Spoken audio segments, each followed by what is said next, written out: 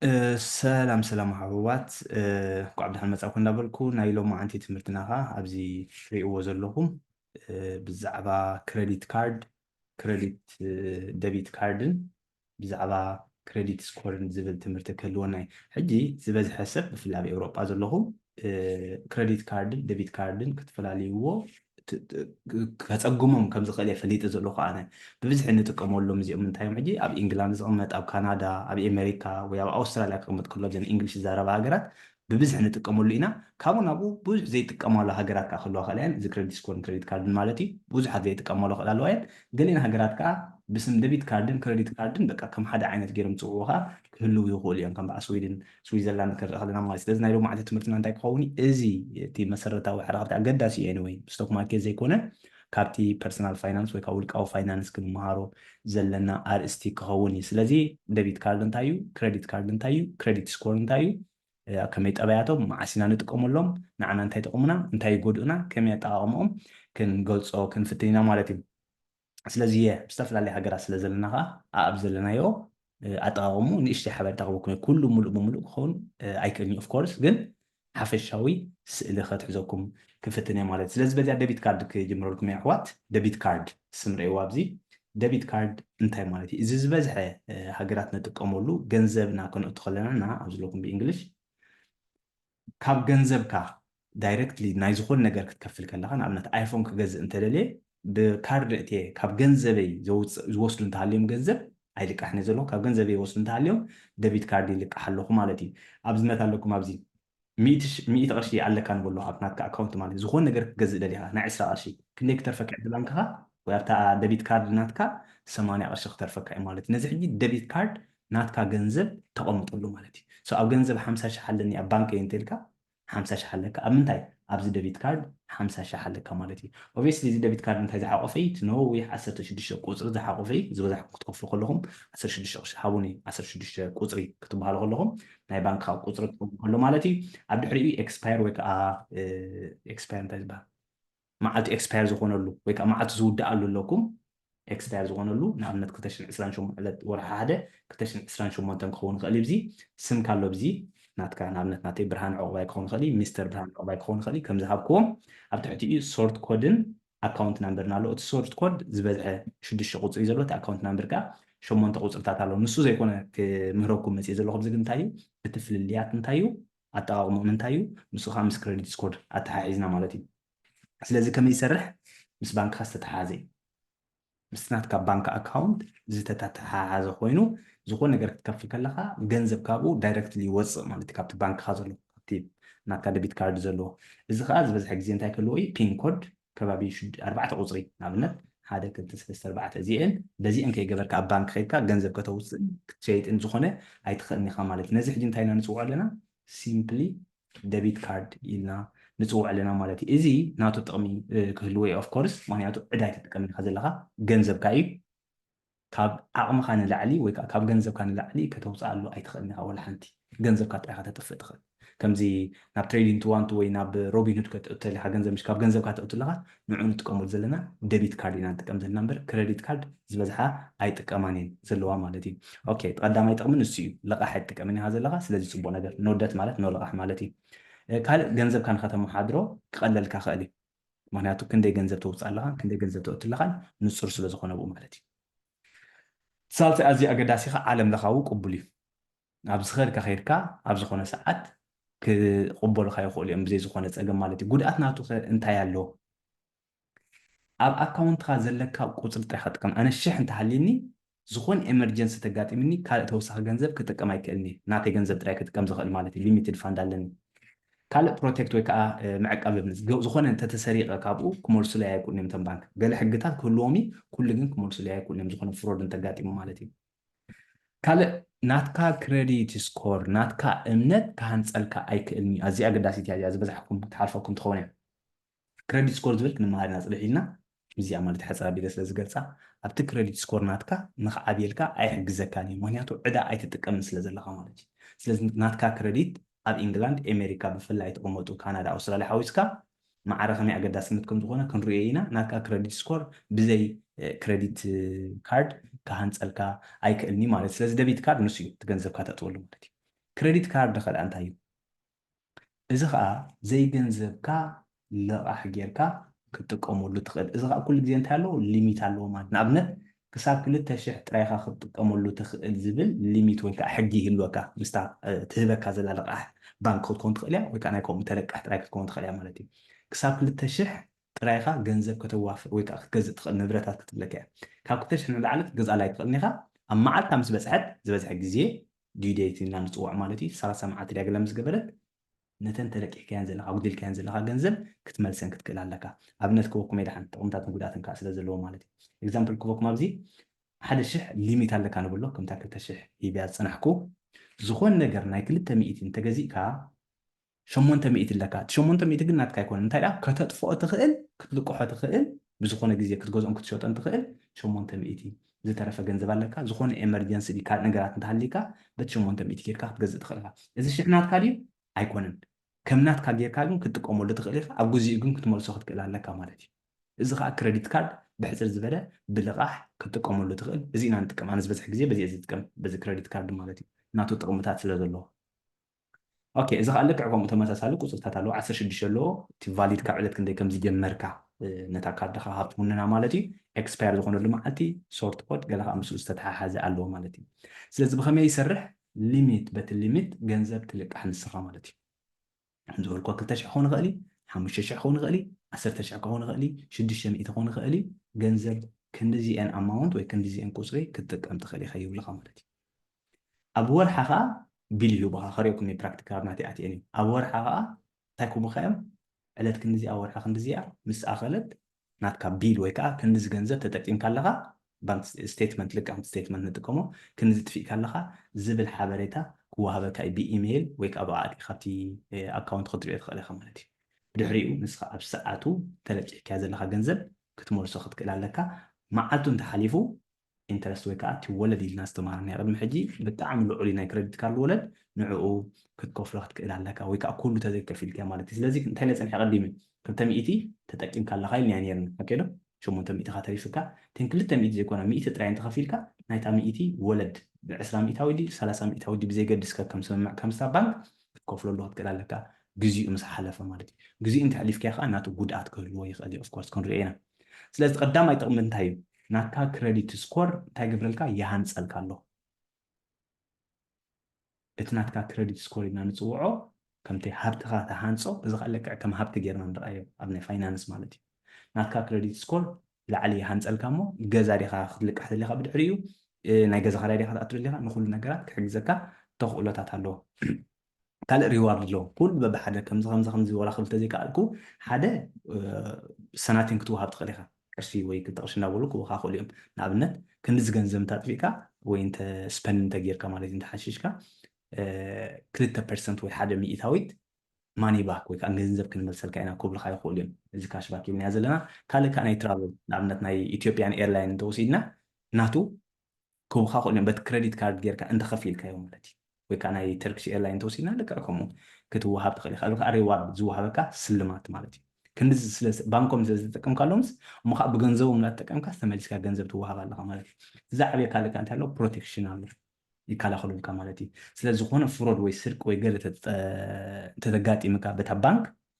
جنزب كذا يكون البنك نايكال بانك تلك أحسن زلها نايتم بانك جنزب لق أحسن تقم زلها جنزب كاكم لسر كاي خلي ويكا زخون نجارات جزء كلها ويفرود أنت تسرقة مخمل لسر كذا لو تقولتات لعلي هون مس دبيت كاب هو هذا كله مالتي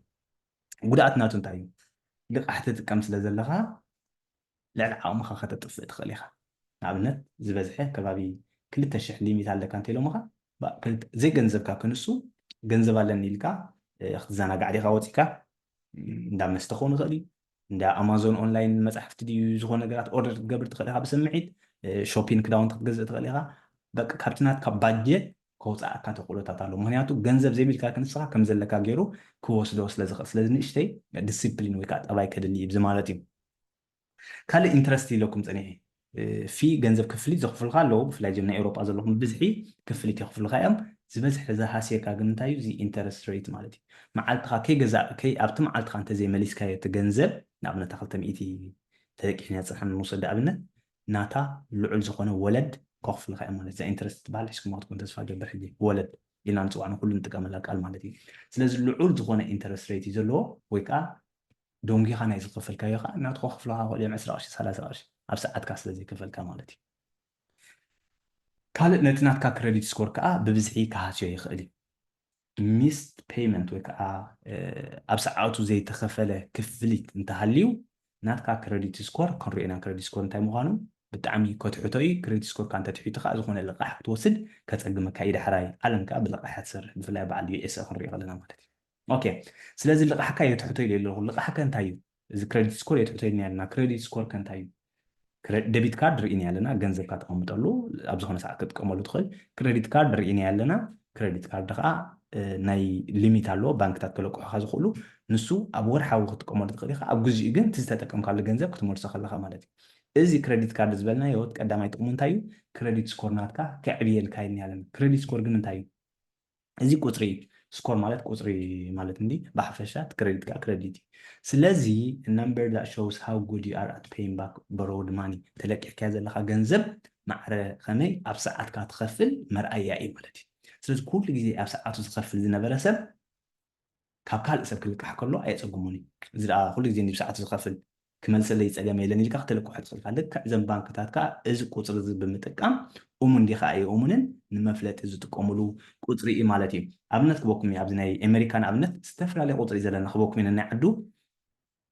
ካብ 300 ክሳብ 850 ይኸይድ ናይ ኣሜሪካ ክንሪኦ ከለና ቁፅሪ ማለት እዩ ስለዚ ክትሪኦ ትኽእልኩም ዝቀይሕ ካብ 300 ክሳብ 580 እንተኮይኑ ቨሪ ፑሪ ኣብ ዘለና ፑር ገንዘብ ክትልቃሕ ከቢድ እዩ ገዛ ሞርጌጅ ክትኣቱ ከቢድ እዩ ዳርጋ ይህቡኻን እዮም ማለት ወይ ከዓ ክቡኻ እንተኮይኖም እቲ ወለድ ብጣዕሚ ልዑል ትኻልእ ሰብ 5% እንዳረኸበ ንዓኻ 15 ሚእታዊት ክብልካ ክእሉ እዮም ማለት ምክንያቱ ዕብይ ዝበለ ሪስክ ይወስዱ ስለ ዘለዉ ስለዚ ፋይኮ ስኮር ኢልና ንፅውዕኖም ንኣሜሪካ ፑር እንተኮይኑ ካብ 500 ክሳብ 670 ስኮር ዘለዎ ስኮር ካብ ምንታይ ዝመፅእ ኣብ ሰዓትካ ትኸፍል ነርካ ዲኻ ኣይትኸፍልን ካልእ ካልእ ተወሳኺ ክንሪኦ ኢና ማለት እዩ እቲ ዝዓበየ ከስግረልኩም ካብ 800 ክሳብ 850 እንተሃሊካ ኤክሰፕሽናል ስለዝኾነ ማለት ፍሉይ ፅቡቕ ስለዝኾነ ብጣዕሚ ልዑል ስለዝኾነ ገዛውቲ ክትገዝእ ከለካ ድዩ መካይን ፋይናንስ ወይ ሊሲንግ ክትኣቱ ከለካ ብልቃሕ ድዩ ወይ ገዛውቲ ክትካረ ከለካ ብቕልል ዝበለ መገዲ እምነት ስለ ዘለካ ከእትውካ ወይ ከዓ ክቕበሉካ ይኽእሉ እዮም እዚ ከዓ ክሬዲት ስኮር ኢልና ንፅውዖ ኣለና ማለት ስለዚ ክሬዲት ስኮር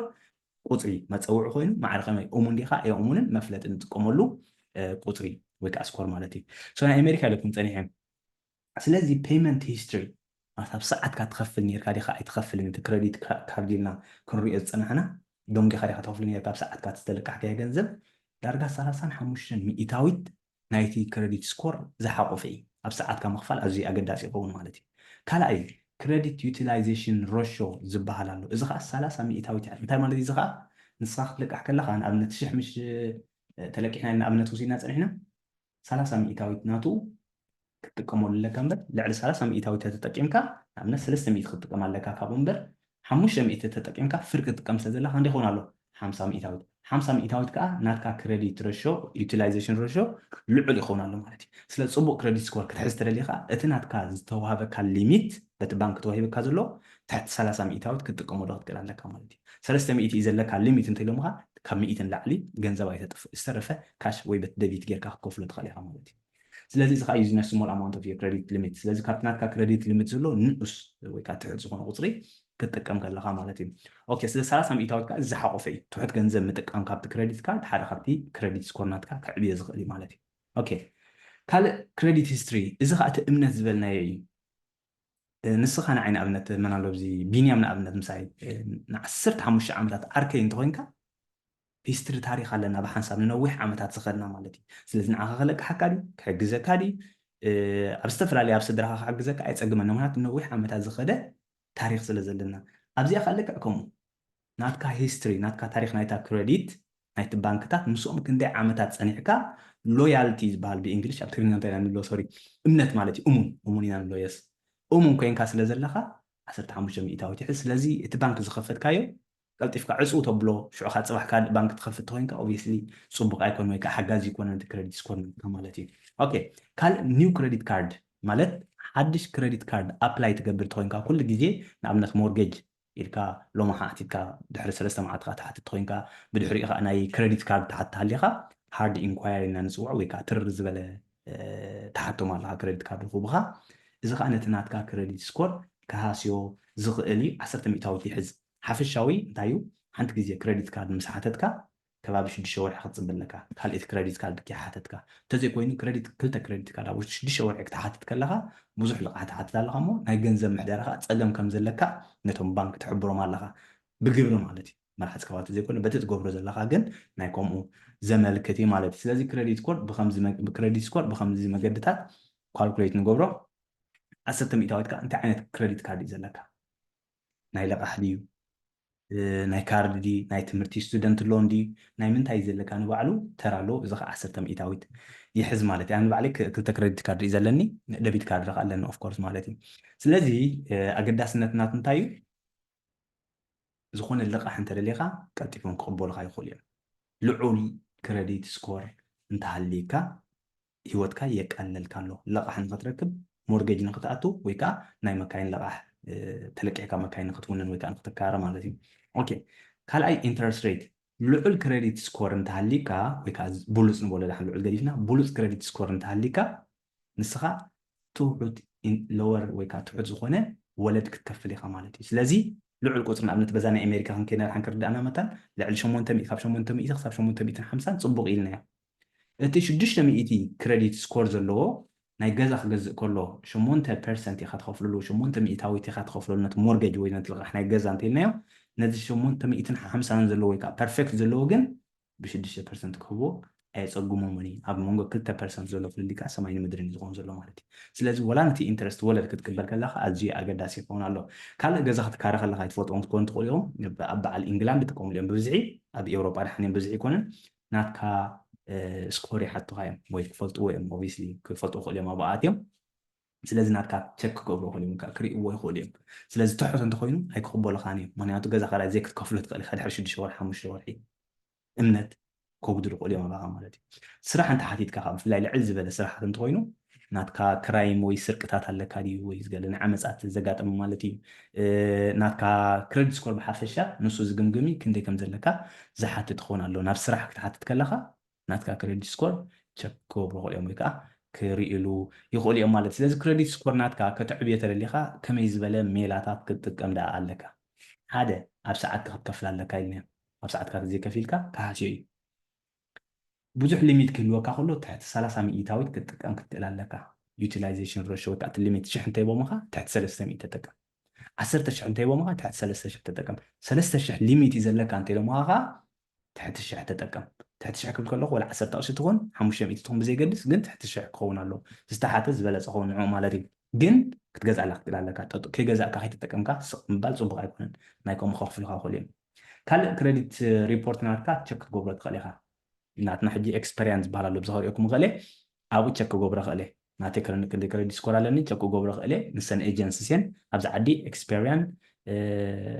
تنكل ترسيعنا الله اني كريوك ميرحن الله داون لزغبر كون سلازلوا مالتي زين كا جيجاتا تابو بمرأي كتقرمو تخليخا أريد تكون أكاونت أنت هالك بفلا كريدت كارد قلت إفكاي تعتصوه كم زبلكم مو قاعد يتخفلوا له تخينك معك أبو زبالة زي مغنياتو كندي عمتها كم صنعك كم تناي أعرف كان نوي عمتها صنعك أزيها قداس النتالو مالتي هيستوري ويك تاريخ وسا قداس النتالو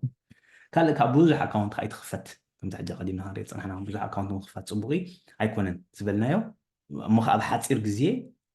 بزح كريديت محتاج صبغ أيكونن توسخي ناي مورجج حجي تحتيته دحري ورحي ناي كريديت كارد انت حاتيته كنصغون يقول يوم تا مورجج كيتقبلوا انت صنيحهم اغاطم خوينو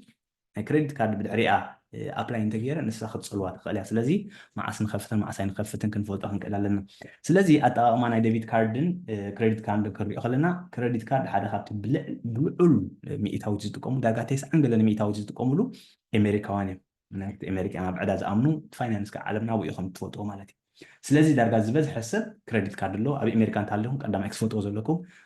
قدم ستوك ماركت كمان بزعبا كريديت كارد ترديكم كود ازي اقداسي اي ثينك غير لكم تسنح حقوق زغن صقم يلا كاب 800 لعل ختمس تسعر مالتي ኣብ ካናዳ ዘለኹም ከምኡ ከም ናይ ዩኤስኤል ሙዲ ናዳ 80ታት ሚእታዊት ዝጥቀምሉ ቦታ ካብ 0 ክሳብ 900 እዩ ዘሎ ቁፅርታት ክትወስዶ ትኽእሉ ኢኹም ስእሊ ወይ ክሰደልኩም ክእል እዚ ፅሑፍ ዘሎ ድሓን ፀገም ኣይኮነን ትሑት እንተሃሊኩም ኮፍ እዩ ካብ 760 ክሳብ 900 እንተሃሊካ እቲ ዝበለፀ ይኸውን ኣሎ ኣብ ካናዳ ዘለኹም ብብዝሒ ጥቀሙ እዮም ኣብዚ ማለት እዩ ኣብ ዩኬይ ዘለኹሉ ዓዲ ልክዕ ኣብዚ ከዓ ዝተፈላለያ እየን ዘለዋ ኩለን ኣይኮነን ክሳብ 1000 ዝቆፅራ ንኣብነት ኤክስፔሪያን ብብዝሒ ንጥቀመላ ማለት እዩ ካብ 960 ክሳብ 999 እንተኮይኑ ልዑል 560 እንተኮይኑ ከዓ ዝኾነ ሞርገጅ ሓቲትካ ገለ ክቕበሉ ኢልካ ይትሕሰብ ኦፍኮርስ ክቕበልካ ኣይኮን እዮም ማለት ኣይኮን ኤክሰፕሽንስ ክህሉ ክእል እዩ ፍልይ ዝበለ እንተዘይኮይኑ ግን ዳርጋ ኣይቅበልካን እዮም እሞ ከዓ ንምክራይን ንዕዳታትን ንኩሉ እዩ ዝጠቕመካ ማለት እዩ ኣብ ጀርመን ዘለኹም ኣድን ኣዳማ ምፃእ ከመይ ሽኩዋፋ እዚኣ ክስታይ ሪሰርች ዝገበሩ ኩላ ሽኩዋፋ ዝበሃል ኣሎ እዚ ከዓ ካብ 0 ክሳብ 100 እዮም ዝቆፅርዎ ዘለዉ ቁፅሪ ኣለኩም ኣብዚ ትሕቲ 50 ኮይኑ ትሑት እዩ ልዕሊ 50 ኮይኑ ልዕሊ 97 እንተኮይኑ ከዓ ብጣዕሚ ልዑል ፅቡቅ ይኸውን ኣሎ ከም ሕብሩ ግሪን ይኸውን ኣሎ ማለት እዩ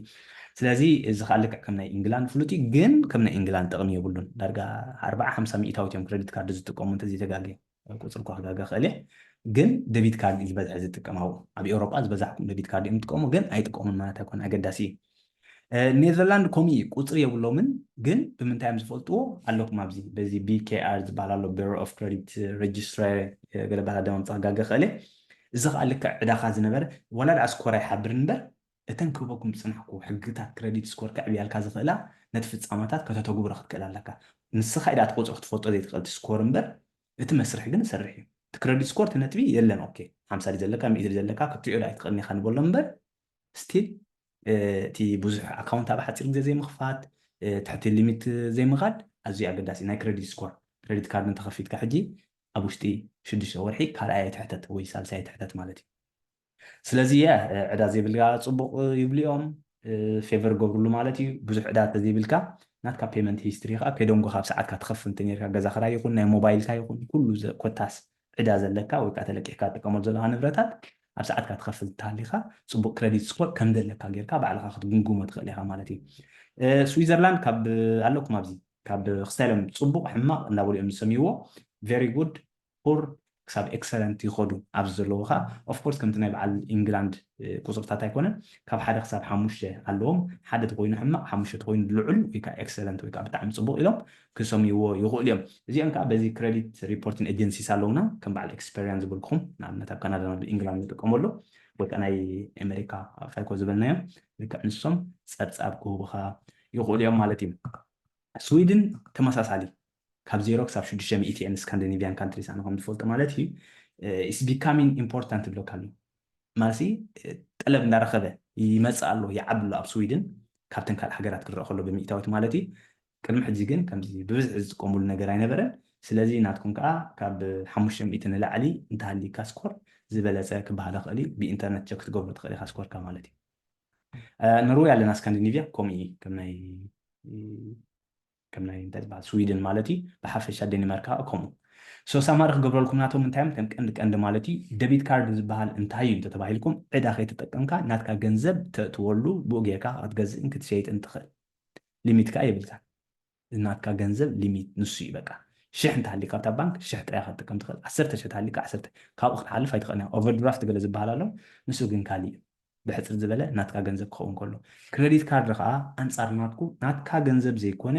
እቶም ባንክታት ሊሚት ዘለዎ ወይ ከዓ ክንዲዚአን ቁፅሪ ኢና ክንህበካ ንኽእል ዶ ይብሉካ ንስኻ ብኡ ጌርካ ክትጥቀም ትኽእል ኢኻ ዳርጋ ልቓሕ ማለት እዩ ናትካ ክሬዲት ስኮር ከዓ ካሃንፅልካ ይኽእል እዩ እዚ ኔጌቲቭ ናትካ እንታይ እዩ ዕዳ ከምፃልካ ይኽእል እዩ ኣብ ሰዓትካ ክትከፍሎ ተዘይክኢልካ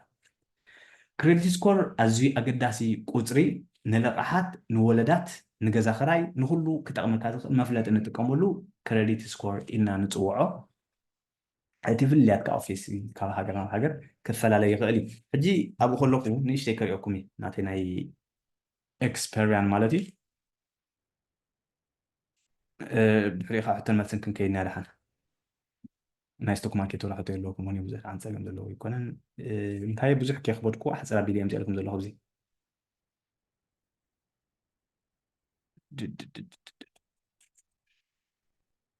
ኦኬ ኢዮብ ትሪኦ ኣለካ ዶ ናተይ ስክሪን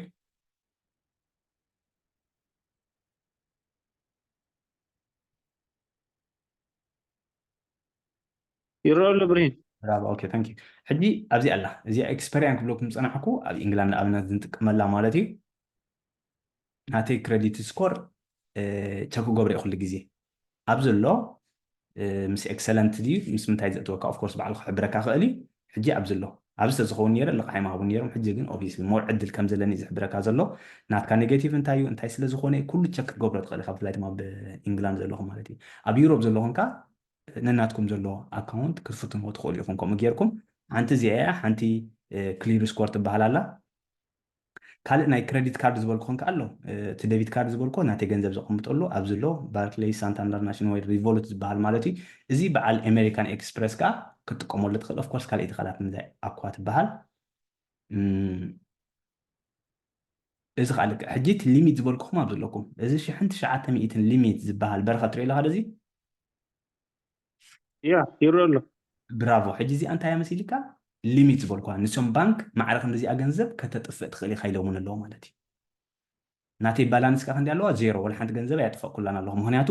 ናተይ ድልየ ዕለት ክልተ ዝነበረ ትማሊ ከፊል እየ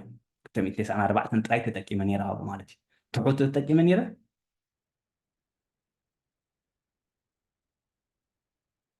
ኣብ በሪ ምሳኻ እዩ ዘለኹ እዛ 300 ሶሪ ኣብ ስራሕ ክትብል ትኽእል ኢኻ በቲ ረሾ ክንሪኦ ከለና ብጣዕሚ ትውሑት ፐርሰንት ወይ ከዓ بطعم يا ስለዚ እሱ ዝበለፀ ማለት እዩ ክሳብ ክንደይ ክጥቀም ክእል ነይረ እምበልኩ ክሳብ 600 ክጥቀም ክእል እየ 600 ስለዝኾነ ሰለስተ ዕፅፊ ማለት እዩ اوكي ኣትሊስት يا ካብ 600 ታሕተ ተጠቂመ ከምቲ ኸሪእኩም ፀናዕኩ ናይ ክሬዲት ስኮር ናተይ ከዓ እንታይ ገብረልይ ኣሎ ኣብዚ ኤክስፔሪንስ ዘረኣኹም የዕብየልይ ኣሎ ማለት እዩ ሕጂ ብከምዚ መገድታት ናትና ክሬዲት ስኮር ክንቋፃፀሮ ንኽእል ኢና ክብለኩም ይደሊ ሜቢ ኣሰልቻዊ ክኸውን ይኽእል እዩ ሜቢ ኣብ ኩሉ ዓድታት ዘለና ማዕረ ክንጥቀመሉ ንኽእልና ንዝበዛሕና ግን ርግፀኛ ኣዝዩ ኣዝዩ ሓደ ካብቲ ጠቃሚ ዝኾነ ክፋል ናይ ትምህርቲ እዩ ማለት እዩ ካባኹም ምን ኣሎ ክሬዲት ካርድ ሕጂ ሓድሽ ካብሎም ዝተምሃርኩም ብፍላይ ኣሜሪካ ካናዳ ኢንግላንድ ዘለኹም أنا إبراهيم سيلفانا ሲልቫና ንባዕልካ ካናዳ ኣለኺ መሰረት ኢንግላንድ ኣለኺ ኢማጂን ሕጂ ኣገዳሲ እዩ ንዓኸን እዚ ኦኬ Yeah.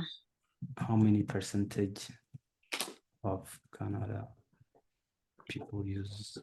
credit card ገርመኩም እዩ ዝበሊ ኣብ ጉግል ፅሒፈልኩም ኣለኹ ክንደይ ሚእታዊት ናይ ካናዳ ክሬዲት ካርድ ይጥቀም ኢለ ብዝትሪኦ ኣለኺ the credit card ownership rate was approximately 90% ዝብለክሎ 9 ሚእታዊት ህዝቢ ካናዳ ክሬዲት ካርድ ይጥቀም دارجا كل هزو مالتكم ኩሉ ህዝቢ ማለት እዩ ሕጂ ከምኡ ኢኻ ዝፀቐጥ ኩለን እተን እንግሊሽ ዝዛረባ ሃገራት ንቕመጥ ዘለና ብፍላይ ፕሪዮሪቲ ወይ ቀዳምነት ሰሪዕና ናብአን ክንከይድ ኣለና ማለት እዩ ሕጂ መጀመርያ እንታይ ትገብሩ እቲ ክሬዲት ስኮር ናትኩም ቸክ ግበሩ ኦኬ ሕማቅ ክሬዲት ስኮር እንተኮይኑ ልዑል ኢንተረስት ዘለዎ ክሬዲት ስኮርካ ካሃንፀልካ ዝኽእል ኣካውንት እዮም ተውፅኡ መጀመርያ ክሬዲት ካርድ ማለት እዩ ክሬዲት ካርድን ደቢት ካርድን ተፈላለኹም ዘለኹም ትኾኑ የተረዳእኩም ማለት ኢኻ ሕጂ No تردينا أبونا ስለዚ ንኣብነት መሰረት ቀሊል ንዓኺ እቲ ኸሪአክ ዝፀናሕኩ ኤክስፐሪንት ኣትዊ ናይ ወርሒ ብነፃ ክቡ ክኽእል እዮም ኣክቹሊ ኖ እሳ ክትጥቀም ትኽእል ኢኺ ሓንቲ ኣንሳ ግን ሰለስተ ዝተፈላለዩ እዩ ዘሎ ኩሎም ሓደ ስኮር ይህቡኹ ማለት ኣይኮነን እታ ክትጥቀም ትኽእል ኢኺ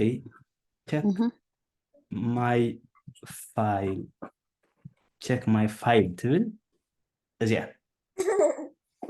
ቸክ ማይ ፋይል ንሰለስቲአን ኤጀንሲ ዝሓቆፈት ስለዝኾነ ዝኾነ ፀገማት ኣብኡ ተፀኒሕካ ክትሪኦ ትኽእል ኢኺ ኣይ ቲንክ ንሓደ ወርሒ ነፃ ይህብለዎ መስለኒ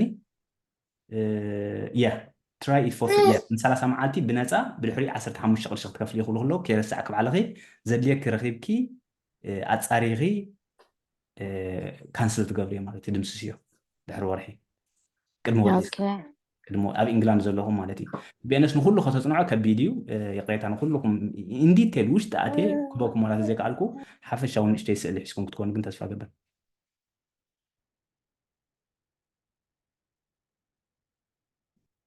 يا ጽቡቕ ኣላ ብጣዕሚ ገዳሲ ዝትብሎ ዘለካ ካብኡ ንላዕሊ እኮ ክንደይ ሰብ እኳ ተጠፍእ ኣብ ከምዚ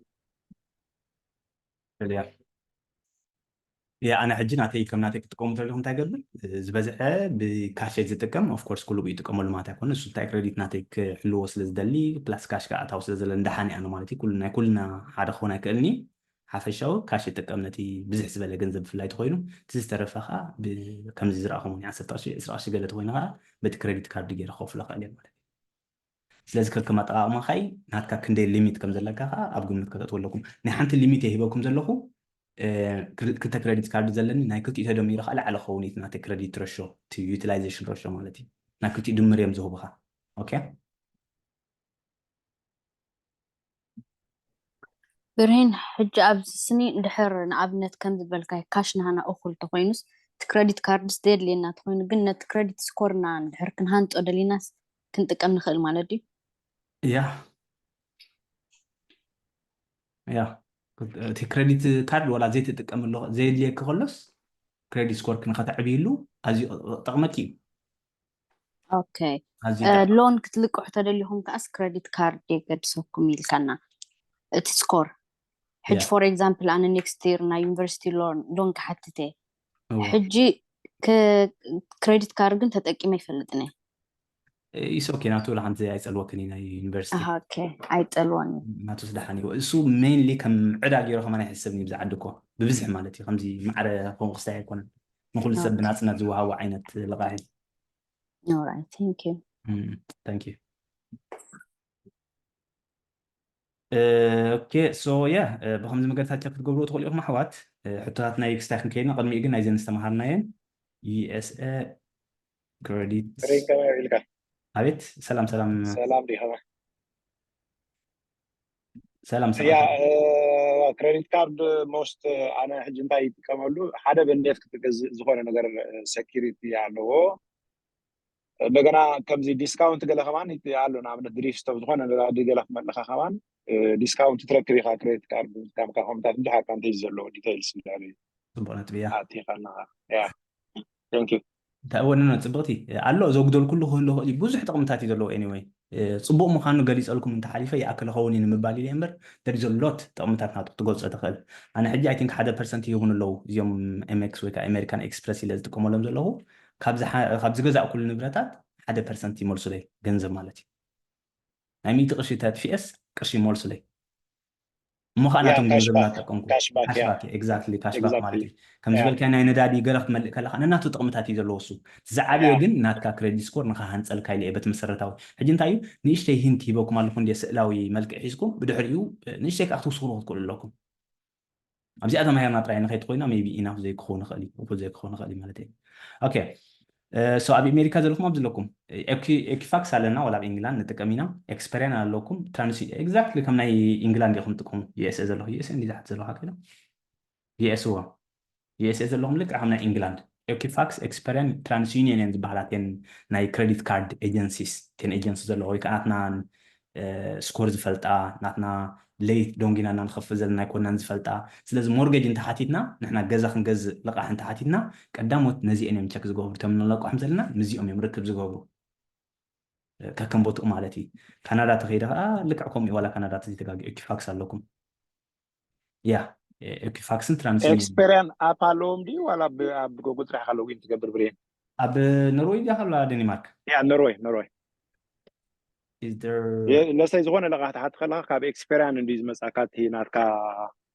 ብክሬዲት ከም ዝሓተትካ ገለ ግን ቸክ ትገብር ከለካ ናትካ ስኮርሲ አፕ አለ ድዩ ኖርሎ ወይስ ኖርማል ኣብ ጉግል ጥራሕ ካለው ግን ትገብር ናይ ዩኬን ካናዳን ገለን ኣሎ እንዲ ናትኩም ግን ኣይደን ነው ኦኬ አልትራ ኣብ ጉግል ድሓኒሽ ሪሰርች ግበሩ ከም ዝበልኩም ሙሉእ ብምሉእ ክኾን ኣይክእልኒ ከም ናይ ዓዱ is go from done and formally based on credit rating system and see what information about your financial situation ኣብዚ ለውኻ ክሬዲት ወርዚነስ ኣሰስመንት ኣሰስ ክገብረሉ ትኽእል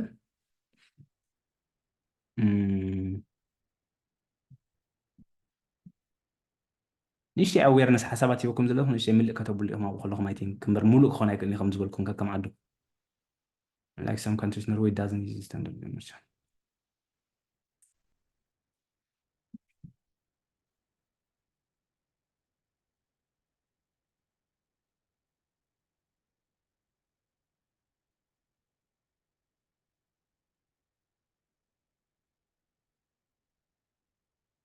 اوكي سو لقح زخون حديد كان تنسي قومخا زي بحال تركبي خا جيم انتي نببزي جوسيادنا جيم بارتس بريف which is ديك تكريدت تشيك من كم زغبر لك نغور خا خم زخولو قال يحبر زلو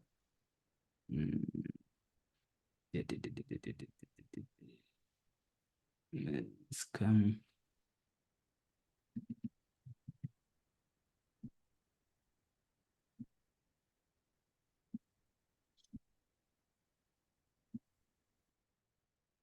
اوكي اب تشات جي بي تي حتى تدخل يوم محوات زباز حاجه تقوموا انا ريسيرش مقبر خمي ابز خمسنا جوجل short answer ChatGPT قال زبال انت بيلكم او كبركم to check your credit score in Norway you can use service provided by Experian you need to request a credit report from this agency so often through their website بس ويب سايت غير كاخد حاتم لك له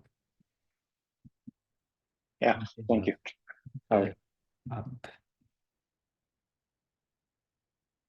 Experian both have mobile app علوهم كلتيهم علوهم جوسي بيس نوت and Experian كلتيهم تحت تدخل ابو ناي كلتيهم تقدر تدخلها Okay, thank you. thank you جوسي اوكي ايفون تبزلا لو برين كمان أنا عنده سلام عنده سبا حالفني نيروس جدام جامد ما شرط لنا حكي زي فيديو أو تو ساعة حتى كده ليه اللخص ناتي كريدت هيستوري ريكورد بتاعنا ما هو ده بتاعنا كم حي شوي ده اليوم ماني كمان تاني قلنا نيرو هنا كان زمان حي شو سبعة قال يا حتى زوم تأخذ تعمل سبا تخيل كاس تحاورن قال كمان ده الله نيرو قال هدول الكاز قال تقول وصل قال تعمل ما هو ده هذه تحت 3 سنين قال يبلا أما أنت أخذت جيرك أبينيتي ኣብ ጎግል ሸገር ወላ ለጣሕ ገለ ከማን መኪና ደሊ ነይረ ብፋይናንስ أو دحن بزحو كي تبنا دحن كستايقبر تردي إن لوندي زي تشيك ماي فايل تبل أزي أقداسي تاني أبو ولا خفولو بزي قد ساعة عم صح مش أشنو وحي واتس أكاي بزحو دحن صوت كلا لك هتزيكو ولا حنتي أخذت قبل زي خلاص عادي ያ ስለዚህ ቲማቲ ኤጀንሲ ሪፖርት እዚኦም ይገቡ ካዮም ጠቕላላ ናይ ኩሎም ናይ ሰለስቲኦም ዕፅፊ እዚኦም እንታይ ይገብሩ እዚኦም ሕጂ ቸክ ገብሩ ከናትካን ስለምንታይ ጎዲሎ ከም ዘሎ ሳቡለካ ሓበሬታ ኩሉ ማለት እዩ ወይ ቅድሚ ሕጂ ዝኾነ ክራይም ዲኻ ፈፂምካ ነርካ ንሱ ዳ ፈልጠ ስለምንታይ ድሓን ከመይ ከም ዝኾነ ስለምንታይ ምዃኑ ኳ ፈልጠ ግን ከመይ ገይረ ከመሓይሸ እዩ ከግኒ ዘሎ ሕጂ ኦኬ ኦኬ እሺ ድሓን ደውለለይ ኦኬ ሩባ ሮባ ድውለልካ እወ ንሳ ግን ቸግበራ ቅድም ንሳ ቸግበራ ከምዛ ዝበልኩኻ ንስኻ ዝፈለጥካያ ጥራይ እኹል ኣይኮነን ምክንያቱ ነዚኣ ቸክ ይገበርካ ኩሉ ክትፈልጦ ይትኽእልኒ ኢኻ 300 ክኸውርድ ዝኽእል ውሑድ እዩ ስለዚ ብዙሕ ክህሉ ክእል እዩ ቸክ ወረብ ወላ ሓንቲ ኣካውንት ሬጅስተር ጌርካ ቸክ ማይ ፋይል ዳትኮም ቸክ ገብሮ እንደ ከምዚ ኣውፂኻ ዘለካትዮም ናትካ ከምኡ ዓይነት ገለካ ከውፅእ 3 ገለ ብሓንሳብ ከውፅእ ዘለኹ ፅቡቅ ገይረ ክጅምሮ ማለት እዩ ምጅመር ሰለስተ እንታይ ኣይነበረን ካርድ ገለ ዝህቡ ክሬዲት ካርድ ክሬዲት ካርድ 300 ተሃሊካ ኣሸጋሪ እየ ወይ ክቕበሉካ እዮም ማለት ኣይኮነን መጀመርያ ከተመሓይሾ እዩ ዘለካ ምክንያቱ ብጣዕሚ ስለዝኾነ ከም ዝበልኩ ወላ ተን ክሬዲት ካርድ ሊሚት ክህቡካ ክሽጎር እዮም ማለት እዩ ወላ ብናትካ ዲፖዚት ገለ ጌርካ ዝህቡ ገለ ኣለዉ ዶ ጌርካ ንክሬዲትካ ከመሓይሽልካ ዝኽእል ኣሎ ወላ እሶም ከን ከባቢ ብሓንሳብ ሓደ 3 ገለ ክጅምር እየ ምክንያቱ ብሓንሳብ 3 ሞ ይትግበር ጌጋ እየ ክብል ፀኒሕ እዩ ኣይ ሜቢ ዶንጌ ከዓ እቲኻ እምበር እስኻ ዝገደደ ክሬዲት ስኮርካ ናብ 100 ከስግሮ እዩ ሓንቲ ክሬዲት ቸክ ንክትገብር ጥራይ ነጥቢ ክጎድለካ እዩ ናይ ግድን ንሎንግ ተርም ይፅቡቕ እምበር ክልተ እንተጌርካያ እሞ ኣብ ውሽጢ ወርሒ ድዩ 2 ወርሒ 3 ወርሒ ተኮይኑ ከዓ እሞ ኦልሬዲ ንከተመሓይሾ ዓመታት ክወስደልካ እዩ ማለት ስለዚ ኣትሊስት ሓንቲ ኣፕላይ ምስ ዝበልካ 6 ወርሒ 7 ወርሒ ዓመት ክትፅበለካ ካልእቲ ኣፕላይ ንክትገብር በቃ ንሱ ገለ መለ ኩሉ ፅቡቅ ጌርካ ክትረዳእኒ 5 ክጅም ክድውለልካ ባሮ እዚኣ ከዓ ፍርያ ግዜ እኳ ብጣዕሚ ሓፂርኒ ዘለዎ ሓቂ ሓሽ ንኩልኩም ብውልቂ ክሕግዛ ይክእልኒ ኣይ ቲንክ ብዙሕ ግዜ ነግረኩም እየ ብዚ ኣሕፅር ከነብል ኣይና ወላ ሽዑ ምክንያቱ ኣሕፅር ብልካ ዋላ ንእሽተ ዳሓን ወላ 5 ደቂቃ እወ ብውልቂ ስክሪን ሼር ጌርና ገለ ክሕግዘካ ትኮይነ ይቕሬታ ግበርልያ ብከለኹ ንኩልኩም ማለት እዩ ብጣዕሚ ግዜ ክስታይ ጌርኒ ዘሎ እያ ተዘይኮይኑ ግን ሓፈሻዊ ሓሳባት ክበካ እሺ እንሻላ በቃ እዚኣ ቪድዮ ከዓ ድሓን ክሪያ እሞ ኣብዚኣ ዘለካ መሃር ክፍትን እየ ايش هو برادر بقى سي نيرو حسابك ثانك يو اوكي كالو حتى عليكم هوت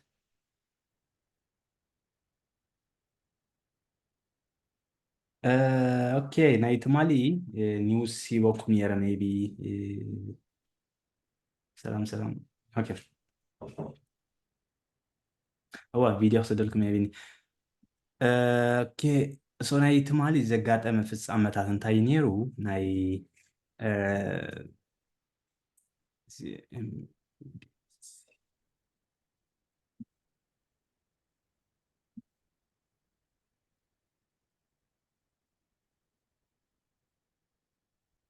ستوك ماركت من تقولي لي نيرو الفولت لنا وي مسارته وحطت عليكم ناي ستوك ماركت ولا حتى تدخل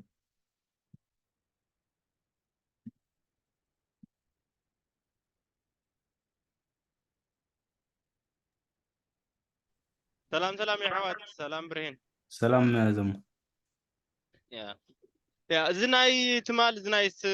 ما كلام يبرع زناي إسرائيل ناي تخباب سوزرلون ناي أمريكان زلوا لأقدي لو يخون لي قمة أنا حتى ناي ستوك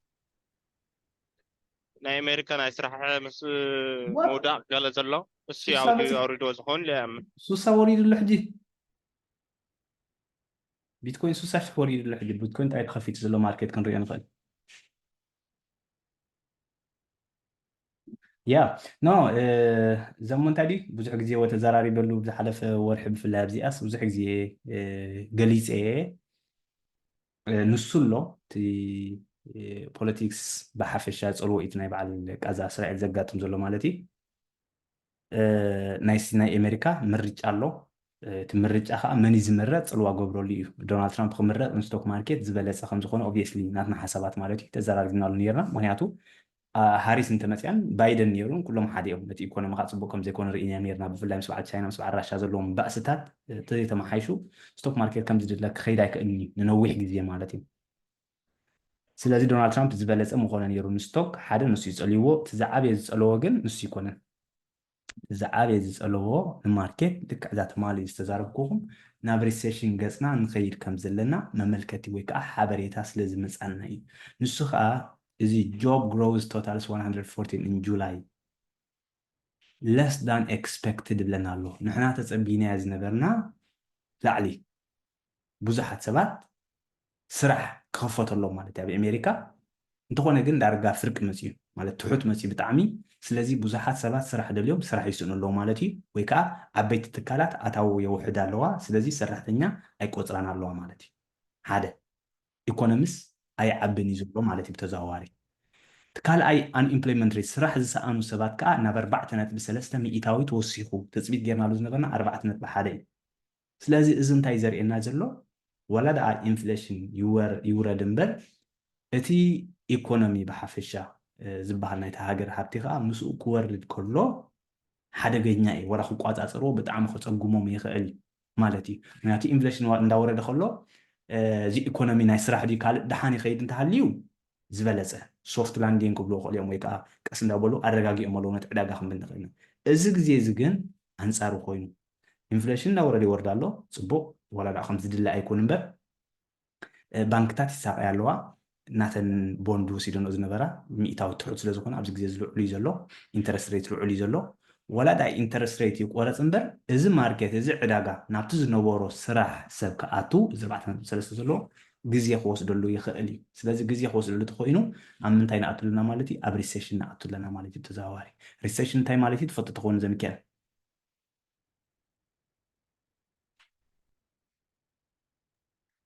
يا برهين تاريزيشن ما عندي أبياتني هو نسونا وقمتي يا تردينا الله ሪሴሽን هو ሪሴሽን ሕጂ نسيب هلو أقالات ريسيشن ديبريشن هايبر إنفليشن قال زبالة شن محزن صبغي سلازي ريسيشن يمس انت هاليو نستوك ماركت يكون بفلاي نجزا صبغ أيكونن نحصير جزية مالتي حصير جزية خد كله هجن سلسة ورحة خون خلي شدش ورحة خون خلي هذا عمل خون خلي الديبندس مع رقمي قلتيفو نبدأ يملس ويكات قط طبعا نايتها هابت نايتها هاجر كمي قلتيفو كملس يخل إنا أبغى متكن وسط زلنا مالتي أبغى جزية زخم الفوتو interest rate ويك أزي CME في الوكيل كم تقول تقولي هم أبزي ድሕሪ 45 መዓልቲ እዩ ዘለዎም ኣብቲ ሽዑ ግዜ ክቆፅል ተኮይኖም ክሳብ ሽዑ ማርኬት ተሳቂቑ ክፀንሖም ይኽእል እዩ ዳታ ክንርኢ ኢና ብድሕሪኡ ግን ሓንቲ ግዜ ዘይኮነ ዳርጋ 2 ግዜ ከማን ክቆርፁ ከም ዝኽእሉ እዩ ዘርእየና ዘሎ እዚ ኢንተረስት ሬት ማለት እዩ ሓንቲ ግዜ ዘይኮነ 2 ግዜ ወላ ብዙሓት ከማን ነይረን ከባቢ 4 ግዜ ኢንተረስት ሬት ክቆርፁ እዮም ዝብላ ነይረን በዓል ብሉምበርግ ኢንተረስት ሬት እንታይ ማለት ተረዲእና ኸውን ኩልና ኣከዶ sometimes በይነ ይዛረብ ከይህሉ ተቃላት የብዝሖ ከይሄዱ ለፈርሐ ወለድ ማለት دي لقى دي غير بهذا ወለድ ኮይኑ ሰማዕከልና ይነብር እተን ዓበይቲ ባንክታት እተን ማእከላዊ ባንክ ዝበሃላ ዘቐምጥኦም ማለት እዩ ኦኬ ካብኡ ተበጊስካ ሽዑ ዝኾነ ለቃሕ ክትረክብ ከለካ ካብኡ ንላዕሊ ጥራይ ክትረክብ እሱ ሕጂ 5% እንተኮይኑ እቲ ኢንተረስት ሬት ዝብሎ ዘለኹ እተን ባንክታት ዝህባና ንስኻ ገዛ ክትገዝእ ዲ መኪና ዲ ብዘይገድስ ደረጋ 7 ሚእታዊት ኢኻ ክትረኽቦ ብድሕሪኡ ማለት እዩ ኤክስፐንሲቭ ብጣዕሚ ቅቡር 7-8% ሂብካ ከዓ ዝኾነ ገዛ ክትገዝእ ኣይትኽእልኒ ኢኻ ጠለብ ይጎድሎ ስለ ዘሎ በቃ እቲ ገንዘብ ይጭበጥ ኣሎ ማለት እዩ ብተዘዋዋሪ ገንዘብ ፈሪሑ ሰብ ይሕዞ ኣሎ ማለት እዩ ስለዚ ገንዘብ ፈሪሑ ሰብ ክሕዞ ከለካ እንታይ ይኸውን ኮርስ ዋጋ ዕዳጋ ከዓ እንዳጎደለ ክጎድል እዩ ምክንያቱ እቲ ገንዘብ ሲታሓዝ ዘሎ በቃ ይጭበጥ እዩ ዘሎ fear and the greed index ክንርኢ ንኽእል ኢና ኣብዚ እዚ fear and greed ከዓ ሰብ ማዕረ ከመይ ፈሪሑ ከም ዘሎን ማዕረ ከመይ ሰሲዑ ከም ዘሎን ዘርእየና fear ማለት ፍርሒ እዩ greed ማለት ከዓ ስስዕ ማለት እዩ ኢንደክስ ከዓ ከም ንፈልጦ ጀስ መፍለጢ ንጥቀመሉ ኣብዚ ግዜ እዚ 27 ሚእታዊት fear እዩ ዘሎ ኤክስትሪም fear ክንኣቱ ንኸውን ኣብዚ ዘሎ ሰሙን ኤክስትሪም ግሪድ ከዓ ስስዕ እዩ ኣብዚ ሕማቂ ንክተዋፍረሉ ኦፍ ኮርስ ብጣዕሚ ሰብ ሰሲዑ ሎ ማለት ንግዛእ ኢሉ ጥራይ ይዋፍር ኣሎ እዚ ከዓ ሰብ ፈሪሑ ከም ዘሎ እዩ ዘርእየና ዘሎ ሪኦ ኣለኹም እንደዚ يا يرد ፊር እዩ ዘርኢ ዘሎ ፍርሒ ማለት እዩ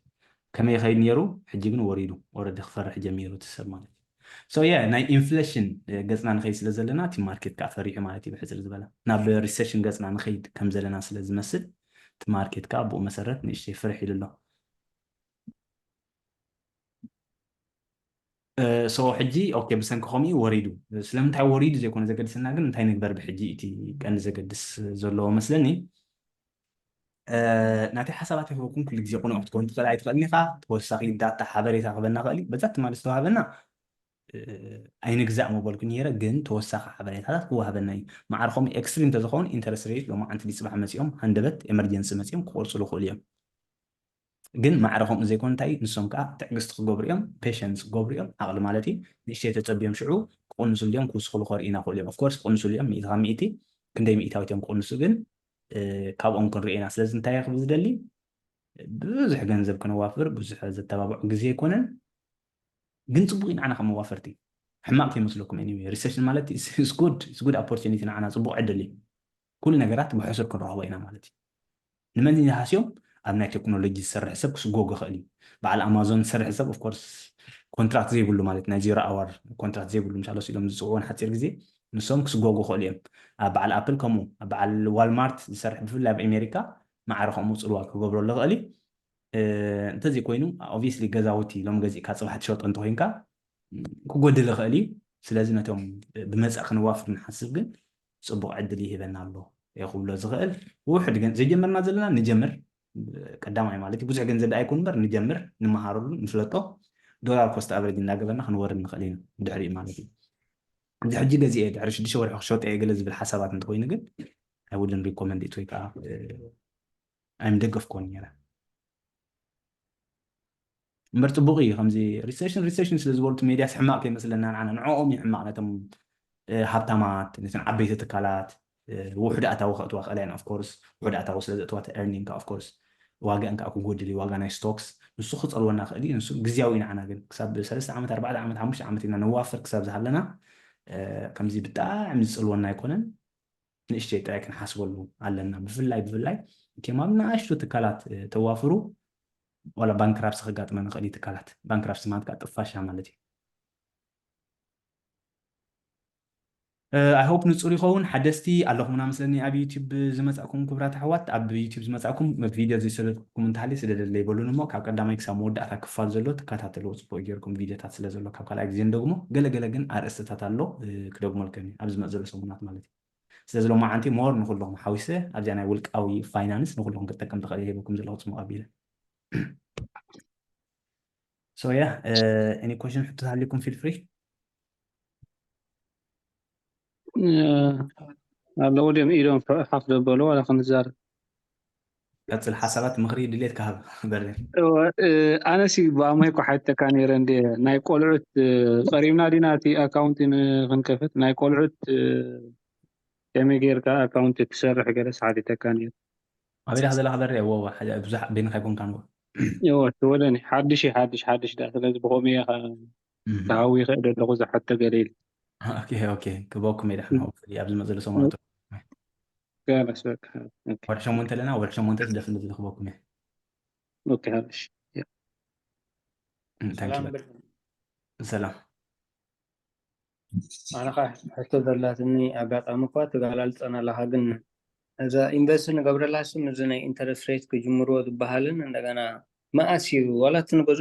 ነብለን እኳ ተሽምቢልን እንተተፀበና እቲ ኢንተረስት ምስ ምቁራፅ ምስ ጀመሩ ክውስኽ ከይውስኽ ትሰከፍ ሕጂ ከይንገዝእ ከዓ ፈሪሕና እንታይ ሓሳብ ኣለ ተጠንቂቕና ምጥንቃቕ ፅቡቅ እንዲ ሶ ኢንተረስት ሬት ኤኒዌይ ባይ ዘ ወይ ኣብ ኩሉ ክሕብረኩም ኢንተረስት ሬት ቁርፅ ምስ በልዎ ዋጋ ስቶክ ሰማይ ይስቀል ማለት ኣይኮነን ኦኬ ዝበዝሐ ግዜ 6 ወርሒ ገለ ይፀንሕ እዩ ምክንያቱ ዋላ ኢንተረስት ሬት ክቆርፁ ይጀምሩ እምበር ማርኬት ተሳቂ ይፀናሕ ክሳብ ሽዑ ዋላ ክቆርፁ እንተጀሚሮም ብዙሕ ኣይኮኑን ዝቆርፁ ዘለዉ ኦኬ ካብ 5 ናብ 4.5 እዮም ዝቕይርዎ ዘለዉ እቲ ማርኬት ዕዳጋ ከዓ 0.2% ዝለመደ እዩ ተረዲካ ንበሪን ስለዚ ተስፋ ይገብር እዩ ኦፍኮርስ ግን ስቲል ሪስክ ይኸውን ኣሎ ወላ ሽዑ ማለት እዩ ስለዚ ዝበለፀ ግዜ ክትብሎ ኣዝዩ ኣሸጋሪ እዩ ምክንያቱ ኣነ ባዕለይ ስለዘይፈልጦ ተዝፈልጦ ነይረ ንኩልኩም ሓበርክኹም ሓፈሻዊ ስእሊ ግን እንታይ ዘለና ኣነ በቲ ሂስትሪ ክሪኦ ከለኹ ኢንተረስት ሬት እሞ ኣብ ሕማቅ ቁጠባ ፀኒሕካ ኢንተረስት ሬት ቁርፅ ከብሉ ከለዉ ማርኬት ይሳቀ ስለዝረኣየዎ እዮም ዝቆርፁ ዘለዉ ስለዚ እቲ ማርኬት ምስቃዩ ስቲል ክቅፅል እዩ ንውሕ ዝበለ ግዜ ማለት እዩ ከባቢ 3 ክሳብ 6 ወርሒ ክሳብ ወርሒ 3 ገፅ ወርሒ 2 ዝመፅእ ዘሎ ዓመት ማለት እዩ ከምታት እዩ ዝኸውን ዘለዋ ስለዚ ከም ዝበልካዮ ግን ሽዑ ዝበለፀ እዩ ዝኸውን ማለት ኣይኮነን ተወሳኺ ዳታ እንዳረኣና ክንከይድ ከለና ሓበሬታ ዝህቡና ካብኡ ከዓ ገምጋም ክንወስድ ንኽእል ኢና ኦኬ ሓፈሻዊ ሓበሬታስ ኩሉ ግዜ እዩ ዝመፀና ዘሎ ሓቂ ኢሎ ንኣብነት ኣነ ሓሳበይ ሳብ ሰሙን ኣብ 2 ሰሙን ክቅየር ይኽእል እዩ ሎንግ ተርም እዩ ነዊሕ ኣተወኪርካ ተዋፍር ስለ ዘለካ እቲ ዜናታት ብዙሕ ኣይፀልወካን እዩ ኦኬ ሎንግ ተርም ማለት 4 ዓመት 5 ዓመት ማለት እዩ እዚ ሎሚ ገዚእካ ውሽጢ 1 ዓመት ከሲበ ክሸጤ ትብል ተኮይንካ ግን ኦፍኮርስ እዚ ኣዝዩ ኣገዳሲ ይኸውን ንእሽተይ ትዕግስቲ ወይ ከዓ ዓቕሊ ከድሊ ማለት እዩ ኦኬ ስለዚ ነዛ ወርሒ 9 ጥራይ ዘይኮና ክንፅበ ዘለና ዋላ እዚ ምርጫታት ክፀልዎ ስለዝኽእል ኢና ክንቅፅል ኣለና ማለት እዩ ነታ ናይ ኢንተረስት ጥራይ ክንፅበስ የብልናን ንኢንተረስት ጥራይ ክንፅበ የብልናን ብዙሕ ነገራት ይክፅሎ ዝኽእል መን ክምረፅ ካብ ክልቲኦም ንፈልጦ የለን ሓደ እዚ ናይ በዓል እስራኤል እንታይ ከጋጥም ንነዊሕ ከይድሎ እንታይ ከጋጥም ኣይንፈልጦን ኢና ናይ ራሻ ምስ ቻይና ዘለዎን ርክባት እንታይ ከውን ይረጋጋእ ከውን እዩ ኦፍኮርስ ሓፈሻዊ ስቶክ ማርኬትካ ወርሒ 8 ወርሒ 9 ወርሒ 10 ፅቡቅ ኣይኮነን ብሂስትሪ ማለት እዩ ኦኬ እቲ ማርኬት ዝሳቀየሉ ግዜ እዩ ዝበዝሐ ግዜ ምክንያቱ ናብ ምርጫ ገፅካ ትኸይ ስለ ዘለካ ዝበዝሐ ግዜ ስለዚ ብዙሕ ገንዘብ ተዋፍር ትኾንካ ንእሽተይ ፔሽንስ ኣለ እንታይ ዝበሃል ኮሽስ ወይ ከዓ ጥንቁቅ ፍርሒ ኣይንበልኮን ግን ንእሽተይ ጥንቅቅ ምባል ኣገዳሲ ይኸውን ማለት እዩ ራይ ርድኤካ ኣለሁ እሺ ታንኪ ብሬን ይቀኒ ሰላም መምህር ሰላም ዳኒ ክልተ ሕቶ ኣለዋኒ ሪሴሽን ድሕሪ ከጋጥም ከሎሲ ሕጂ ሓፈሻዊ እዚ ቆጠባት ናይ ኣሜሪካ ኩሉ ዝኸየድ ኣብ ናይ ቻይና ብሓበ ኣልማማዲ ናብ ኩሉ ዘጋጥም ወይ ኣብ ናይ ኣሜሪካ ሪሴሽን እንተሎስ ናይ ቻይና ተን ስቶክ ወይ ተን ካምፓኒሲ ሪሴሽን ኣይረኣይን ይበል ዶሚኖ ኢፌክት ንፅቡቅ ሕቶ እያ ዶሚኖ ኢፌክት ዝበሃል ኣሎ እንዲ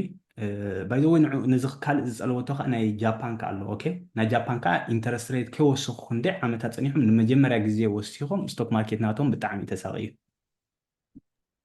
ኣድኖ እንታይ ዝበሃል ጃፓን ስቶክ ማርኬት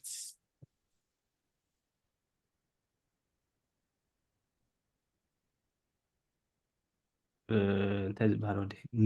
ኒከዲ ገለ N122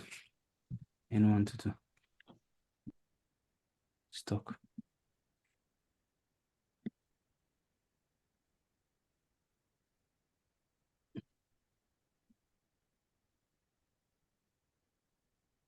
Nikkei سمت في ناس sometimes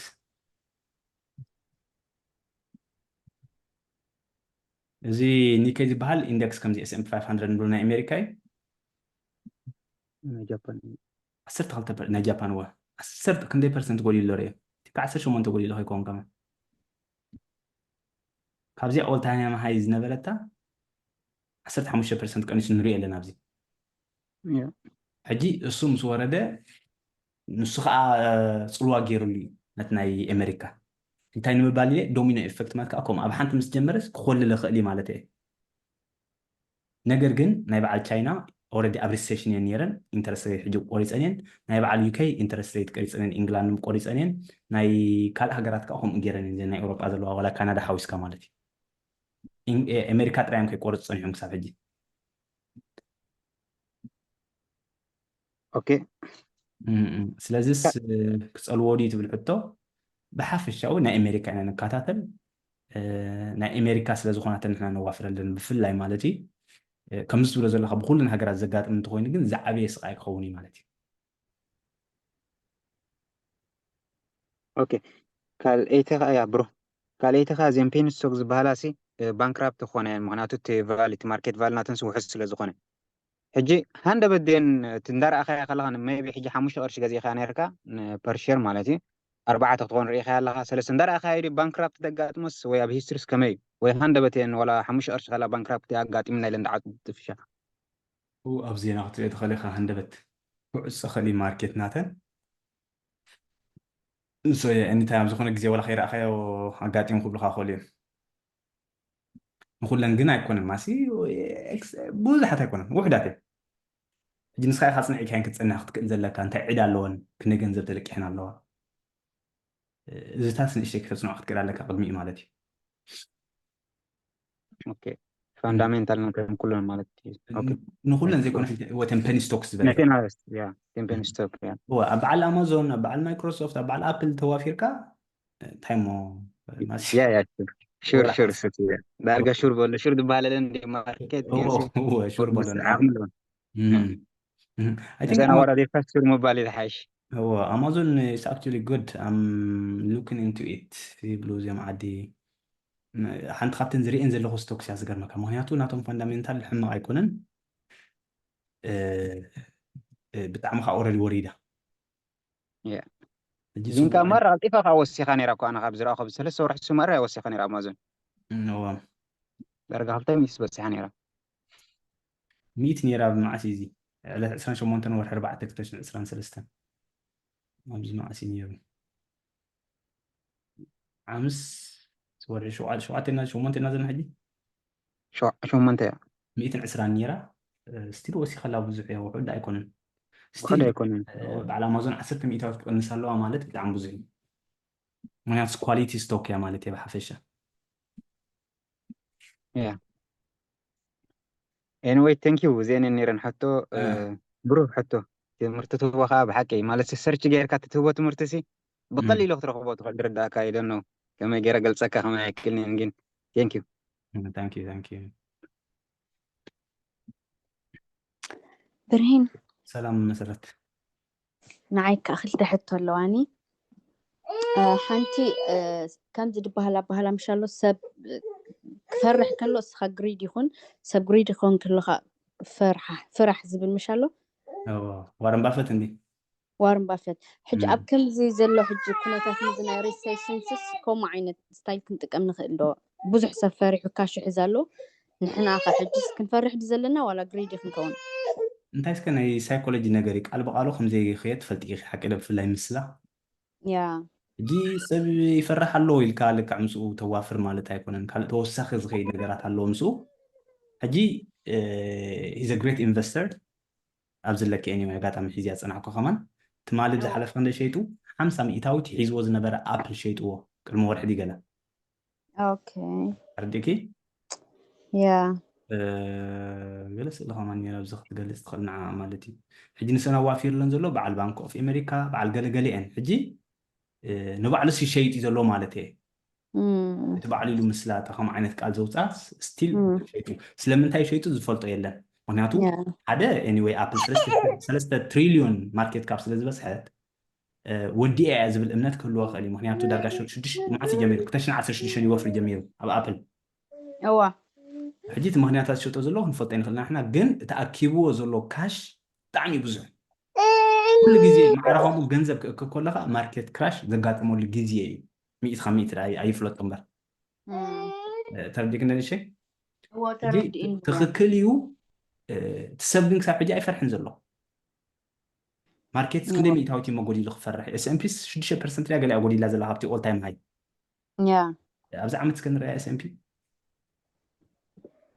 بزح ما سيتي فرحس نورمالي زلو مالته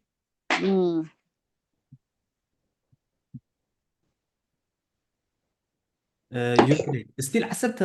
كسيب على ابز عم تري هو ابز عم الفرحه قبلته خوينا انا ازي لا 10% كقنس له اوريد ناب زيرو خملس له ماينس كون سلازي ابز عم تري جميرك وفرس ستيل 10% مخسب كنيرك ما اول شوعتينا زلنا حد يا لازم تفير تجزيه نبع الخطفلتو على شجر كبل خالي مالتي اوكي ثانك يو زس ماركت ستيل كويك أنسن I think أنيسو قليلنا بزح خسين زارب زلنا اي بي ولا حنتي كأنسن يزول أنا خمزية خمرية صلحنا أبلس 120 نيرة سوري أمازون 120 نيرة سكندي على لاين حدي 180 على حكذا ستيل نايسوس سعر شيء بالعلي مخسر كسيب الله عندما يتاوي تاجر نوز مالتي ستيل بتعمل علي بعد عملت كسيبات توصل لزلنا ليش ولا 10% تتقنسه كوركشن اللي نسوي عسو ما أرمتها مالتي اوكي حج كلت ستوكس هلواني أبناتي باي نيو إن سي 3 AI دبلا السنة كل جزء درجة جبوا أي رغب كلن كابتي باي مالتي حج نعينا وبخال ستوكس كويس له دولار كوست أفريج زلوا تسات يا يخيله يا اوكي دقيقة تخلي أصدق جمد الله يكون يو وسيخان يرامش كأني سالها ثمانية ساعة تاوا هو سيس بيخاوة إيه أيكا سيخان مش نقدر نزيد شنو الله وهكذا بعد نسحجين عشرة كالاتين قلتين مش له هو اوكي إيه أي سبي حجي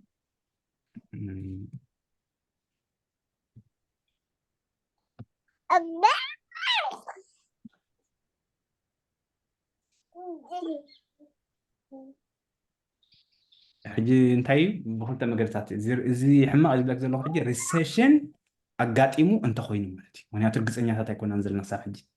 ريسيشن كي غاطمه انترست ريت قرصو انت جميروم ግን نسنين قال على خره كمزي زغون مالتي ادفانتجز كمان سهلوان خليمان هلوان خليوان السن على خدان وي كات حتى خدان سلز نعتني خريسك توصل دي زلها صغير بفلاي اي الله حكم بفلاي يا اي هو تسريسي AI اوكي ثانك يو ابراهيم ثانك يو مسألة ثانك يو حواتنا كريدت سكور قالوا كلنا تردينا مثلني انت زي دقاقي يعني تحطونا بكالينا توكير ما زلنا انكم حتى تهليكم كافي الفري سلام إبراهيم كمان يتخون سلام بيتي يا هنا كريدت سكور كو بتعمل صبغ غير حاجة إسكالنا حاجة ذروا صبغ تردينا إذن ناي ستوك ماركت ناي تمال دنبرت جن كم مش عارف بانكرات سنجل حاجات ماني لأن أشتري كلات قليل كانوا فجدتا تن بانك تن ستوكات سي عبيت لي إن أشتري قليل مجرد بمتى كنت فات أنها ماركت كاب تيم فلوتات سي كالوت مالتي ماركت كاب يغتري ناتن ماركت كاب هو اي ام بي دي حدث مير كده مال حكي يا تمال اي ام بحيث كان يا اي ان ده اي ان بي امبريدج هو انا امبريدج حجي امبريدج ستوك اللي كتسعيف كبزي او حبريت لك ماركت كاب ناتا 81 بليون بلا كله يا اوكي أناليسيس جبر كل جن أقول لك هاي كنا بزعبا يهو فاينانس كيت كتير يدخل يخي أو خيرتي أبدنا فاينانشال سكتير يدخل يخي كندي كنزب يأتوا اليوم زلوا كندي عدالهم نشتي كتير يدخل يخو مالتي اوكي net income أبيعلنا كم EBITDA earning before interest and depreciation يقلل لك عدة net profit ناتهم it's okay it's not too bad positive يوم زلوا مالتي اوكي بخم ذلك كتير يدخل يخي اوكي انا أنت ماركت كامي حاتي كنجن أبي هو فاينانس كيركي بغل زبالة يا أمبيل كنت تسحبك بقى ويا أبل كنت تسحبكي اه من سألك هذا مسألة مهم يا هو فاينانس تتبلي أمبيل كنت تسحبك ويا أمبريجي كنت تسحبك بزي اوكي أبزل لك ناتو ماركت كاب أوردي 8 بليون علىكي بي إيرو شو إسرائيل حما أيقونن EPS دحانيز مسزلو ز ديفيدند تراي بتعمل لعل مالتي عندك كم هذا ناي ديفيدند مالكم إلكان يركا ولا سايتر داتن ديفيدند مالت نعملت نسخي كتميتنا 4 شح يبكي جزات تجزيكي انت كاريخيا ورحة والشح ترخبتها اللي خي نعمت كندي ترخبت 10 شح حكيلو يا 13 10 شح مالتك حموش مئتاويت نايتا كتميتنا 4 انت توافر يركز حموش مئتاويت ترخب لك مالتي الشح ورحوي حكيلو ترى اللي نازلنا إذا ديفيدند يدها كم أخوينا نسخ جنزب كأبا أوافير كاللخي لك كما بجزا أوافير كذا اللي غيرنا نحسبها شو 10% خا جنزب يهبو كله ورحوا مالتي أبصر استوري ما بقول بريتي حجر أمنتنا ولا ناي تحر كثير اللي هو تحر وريد على قال من حجر بس بري بوس بعلم زناي هو اوكي كلها أخلق حتى الله تنخليتي بحجنا بنت أبزنا إياه فاينانس تراينا تنستوكاسي أبزي تراي جم جيرنا نيوز تخنا نيوز كده كخيس هذا قلا إنفستن قبل هذا ويس قديتا نيوز كذا تلالنا أي نو نيوز زنبلو زلنا عن زبزح أيكون نعرف عندي بيتي نيوز قال أيليني كلهم شو أحنت تكال دولار كوست أفريج ناخد قبل خليخي نورمال S&P 500 أبنت نتريخي S&P ماريسكي نزات كاريخي ناتك بروكري نعم أبتي سرح لو مسك استخفل كل دي ويا كاب سرح كاب بيزنس كذا أطول الجنزب أبى أخطوه فريند خليك تعاون مالتي أبى أبل أنت خوينا خالك كمان تجنزبتي أبى أبل تجزي مالتي ويسلست خوينا كاب سلستين كتوه فريند خليك سلزنا يجد نايكون في لا ينزب زحكم تنيوس مكتتال I think nonsense يزبله زب زحكم مالتي بزح سلزحاتي يزهبوا منبر أنا جزيهم أبغى فوق كمان دليت يبلي يا كم ولا كتفاحي وانت دحين ما استد قد أيكون يمكن كم sometimes مش جديد تسأله اللي ولا فأنا أخلط أحاول أنا حاجة حدا أشتغلكم بس أحاول توني يبلي هاي قدرة أمي كيدة نيوز كم دري أو قلب بس هاي كسيكونكم حاجة 5 دولار كوست أفريج يرنا جنسي أب نورمال دخل نيوز كي تخصص لنا أبل حجي تميلت رأي أول حاوي إنفست قبل لا ماتي أوكي جي أبل ترى يوافر زيكم كذب زلوا استزانا قلبي ردي كله إليه حافش على أبل أنت تخوني أنا أبنك مبالي ليه بزر زي ما خاص مكتال زي قد شكي كنا زبز حكم هدي كم تزبل كي زبط نتبي اختزاريكي جدي أبدل لك مكتال صبق إنت جبر على علم المرأي أنت زي كون يمكن قدام الناس سريع كان أنا حدي زي ما روكم تزخون يرى أي متى تتركون يرى معرفهم مجيرة تردي كم زو ممكن حبريتها سلزحاتو نمبالي ليه حبريتها زهو مالتي مبركس جزياب خلقت فوقهم يمرس كاب خندي إسراش على 10 عامت كأتولي إلى جزية جواز بلابز مس ستوك ماركت باسيف بمقبار أبزلن الجزية ندوافركو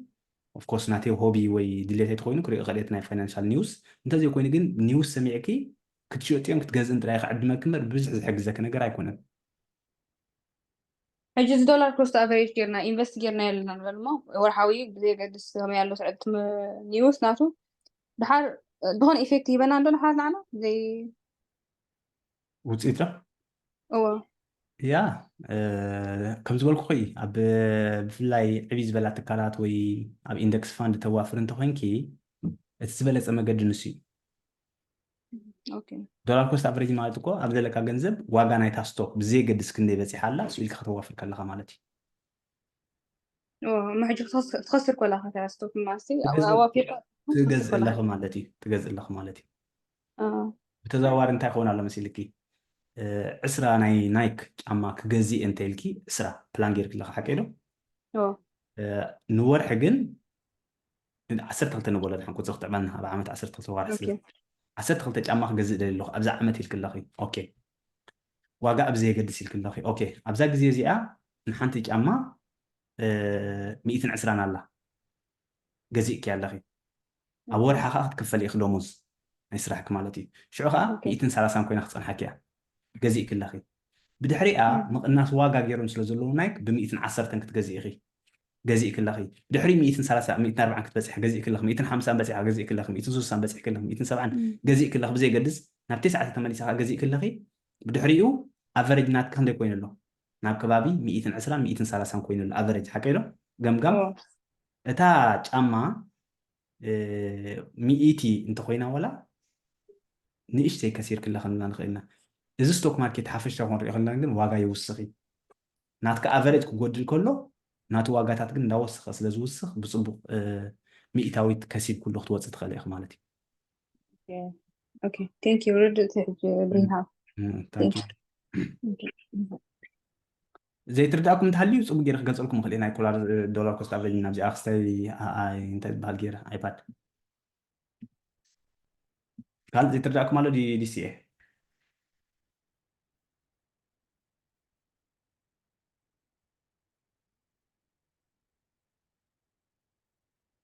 DCA دولار كوست افريج اللي تردأكم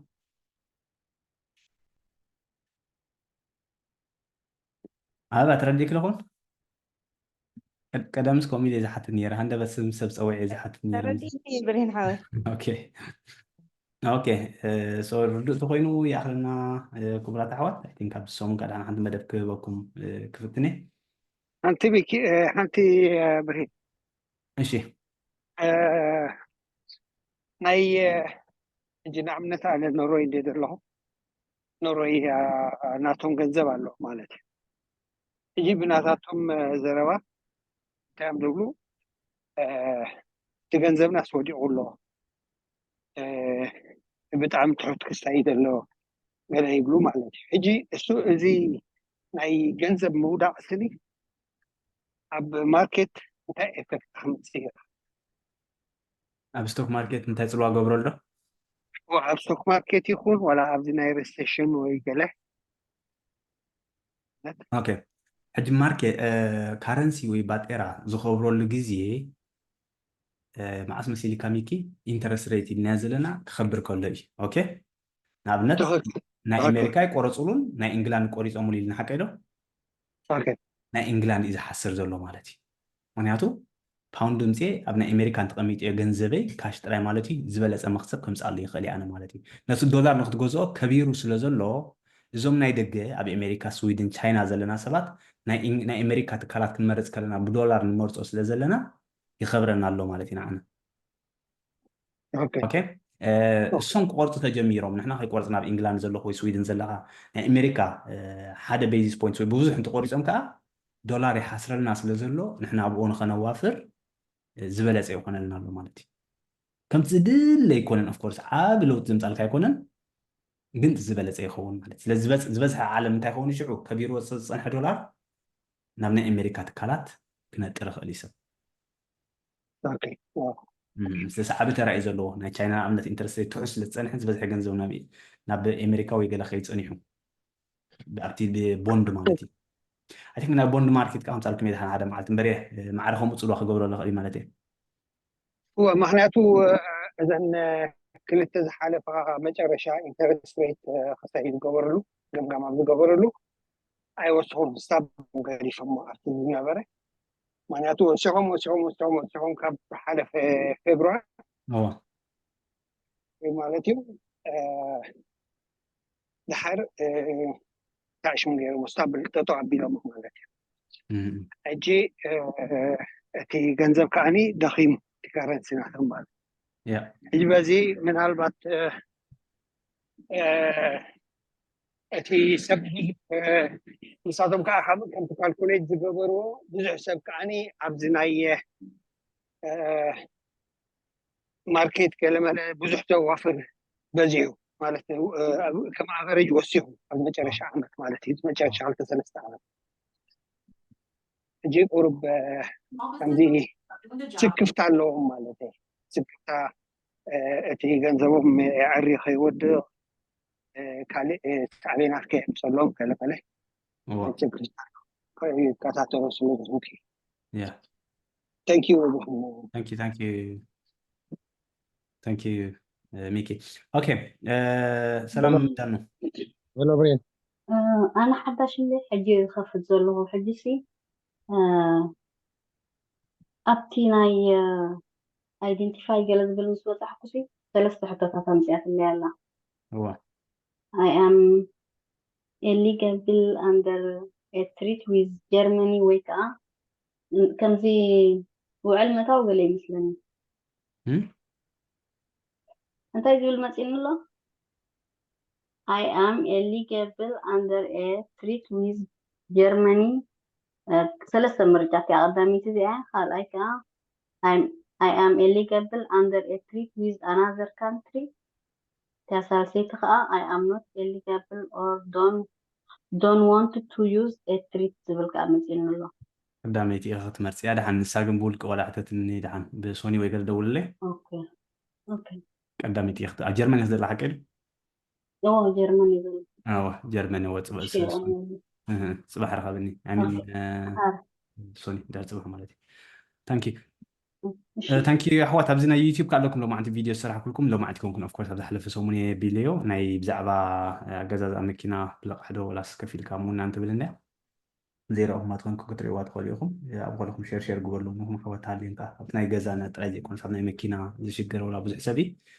قروك تحجزهم تقريبا بالقمت علني كساف حجي مسايم نحكم ثانك يو نامسكم كفرات احوات بروخ قدام سنبتكم كون لكم تسفى قبل نقولاتنا يغني لنا برهين